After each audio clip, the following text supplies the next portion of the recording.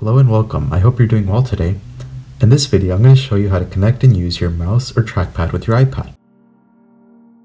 So of course you need your iPad with iPadOS 13.4 or later, a mouse or trackpad with Bluetooth or USB connectivity, and finally, if you choose to use a wired mouse or trackpad, you need your Lightning or USB-C to USB 3 adapter. Here's the USB-C adapter and here's the Lightning adapter. As you can see on the bottom, there's also a Lightning port. Make sure you get that adapter. Alright, now we're at the point of the video where I show you how to connect the mouse or trackpad. In my case, I'm using a Logitech M590. First, I'll show you how to connect a Bluetooth mouse or trackpad. Open the Settings app, then tap Bluetooth. Now turn on your mouse and put it in pairing mode.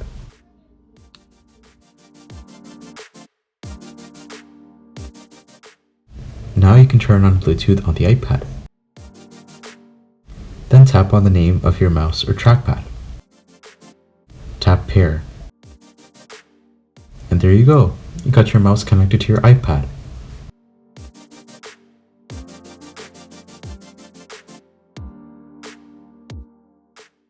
Now let's get into USB pairing. Let's start by getting the Lightning or USB-C to USB 3 adapter. Next, take the USB portion of your mouse and plug it into the Lightning or USB-C adapter. If you have a wired mouse, great.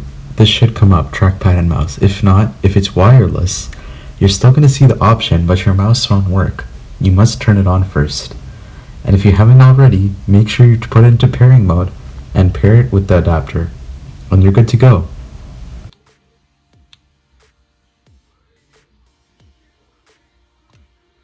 Now here's some important things to know. First of all, if you get a third-party mouse like the one I have from Logitech or another company, you may have some compatibility issues. It may not connect, or it may not work properly with some apps like iMovie, where even I am unable to properly use it because it won't scroll through my timeline. So for the best experience, you should get an Apple mouse or trackpad.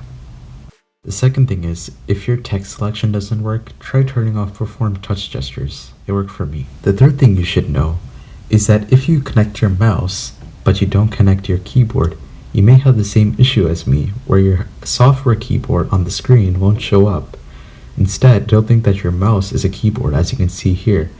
So the only fix at the moment is to turn on Always Show Keyboard in the Assistive Touch settings. But even when you turn that on, if you have your hardware keyboard connected, like a smart keyboard, then your keyboard on the screen is always going to show up too, so that's pretty annoying.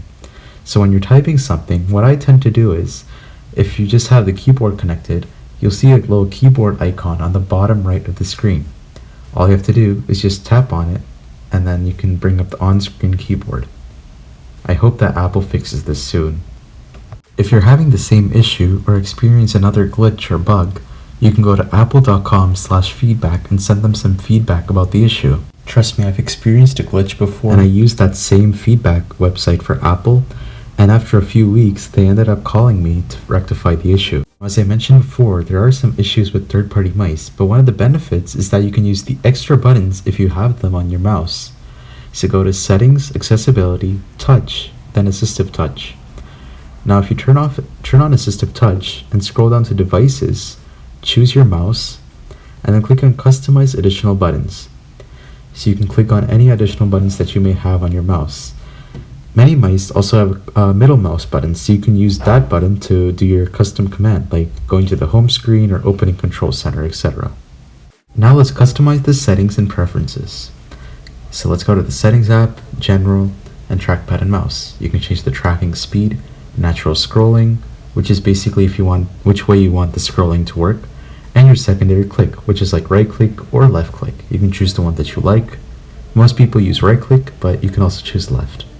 As you can see, I'm right clicking on app icons and I get extra menus and other things like that.